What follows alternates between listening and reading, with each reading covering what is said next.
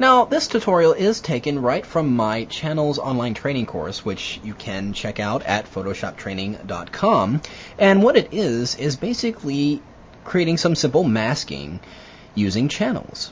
So what we have here is a picture of this young lady against a white background. And we've got some detailed hair that's going on in the white area right in here. Now, of course, masking this or even generating a selection of this would be very difficult using normal selection methods. But in this case, we're going to use channels to make it much more easier. So, looking at this image, I'm going to go into my channels palette right here, and we're going to look at each one of our channels and look for the one that has the most contrast to our background. Now, our background, of course, is white, so virtually anything is going to be contrasting in it. We want to look for the greatest degree of contrast. We'll start with the red channel here. And not so much contrast. You can see that the arm there tends to blend in a little bit here, and we're not getting much difference between that and the background. Let's try the green channel. A little bit better. We're starting to define the arm there a little bit. We can see the edges, and it's getting a little bit more detail into this area here. Well, let's try the blue channel. And the blue and the green are a little bit different. Blue's a tad darker, and might give us a little bit better stuff to work with. So we're going to go with the blue channel. I want to go ahead and grab that blue channel, drag it down to the new channel icon here and duplicate it. And we see we get a blue copy. Now, working on that blue copy, first thing I'm going to do is actually bring up my levels dialog by pressing Command or Control L. And in the levels dialog, I'm going to go right here into the black slider here, the shadow slider, and push it all the way in until I'm almost getting rid of all that detail in this shape here, in this figure. Not all the way, because if I go too far, my edges are going to get really sharp and really not so. It's going to be real blotchy, and I don't really want that. So I'm going to go just about this far, and then I'm going to hit OK. I'm going to go ahead and paint in the rest of this area. I'm going to go over and get my paintbrush tool, and we're going to make sure we're using a hard edge brush, relatively good size, about 90 pixels is pretty good. Painting with black, I'm just going to go in and fill in those areas right in the middle of that image. Now, these areas that are near the edge, like right in here, I could, be really careful and go right in there and get those edges. Well, I'm going to make it easier on myself by going and changing the blending mode of my brush. Not the blending mode of the layer or anything like that, but the brush itself.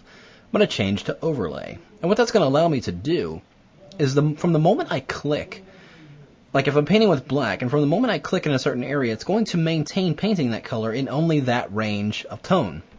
For instance, if in this gray area of the arm here, if I'm painting with black in overlay mode, when I click once, it's going to start laying down black in those areas.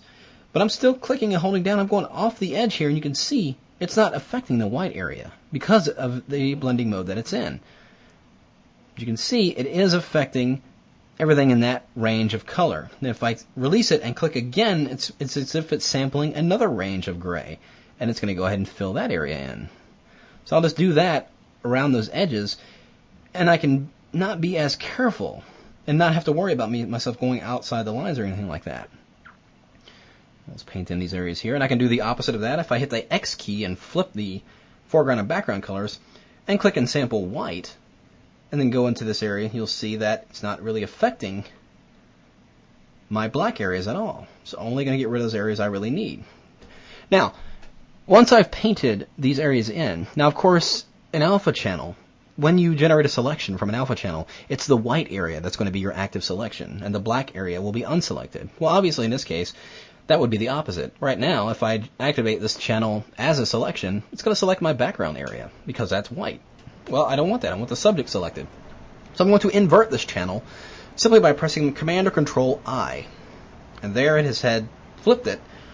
It's flipped the values, making the white area my subject, which will be my active selection. Now, there are some areas outside of there that I could fine-tune with the black paint. So I'm just going to make black my foreground color. And I'm just going to paint these areas in. Again, I'm painting in the overlay mode. So when I click once in that area, it's only going to paint black those gray areas that match that tone where I initially clicked. So we'll just fine-tune that just like that. Now I'm going to load this channel as a selection. I'm going to hold down my Command key and simply click directly on that channel. Now, of course, I could go under the Select menu and go to Load Selection. And there is the blue channel copy. Let's hit OK. Let's go back into our composite channel, back into our layers. There's that active selection. So I'm just going to press Command or Control J to copy this to its own layer. And you can see, by first look, we've got a pretty good mask here. You can see through the hair and everything like that. But let's put a background color behind here and see what we've got. I'm going to go here into the color picker and let's get a kind of a bluish color here. I'm going to fill that layer behind it. Now you can see what's going on. We've got kind of a halo glowing effect going on here. And that's because of the white background it was on. It's picking up a lot of the anti-aliasing that was kind of around that graphic. No matter how tight the mask was, it's going to pick up some ghosting there. So one way to get rid of that is if I activate that layer, I can go under the layer menu, go down to matting. Now this is a long menu, it goes right off camera here, or right off your view, but right here at the very bottom it says remove white matte. If I select that, watch what happens to my image. You can see that a good deal of that, if I undo that and redo it, you can see a good deal of that white area has been removed, but not all of it. Now one way around that is, of course, on that active layer, I'm going to go over and get my burn tool, which is right here, and set to midtones at about 25%. I'm just going to paint in along that edge, just to kind of darken up those hairs a little bit. Just so it's not so, just kind of alleviate that glowing that's going on in there. Just like that.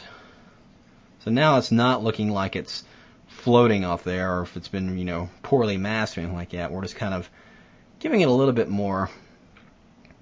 Now, of course, one more thing I can do, you can see there's a white halo going around the edge here. Now I can reduce that greatly if I go under the layer menu again, go down to matting, and this time select the fringe. And usually I'll put maybe about 10 pixels and see what that does.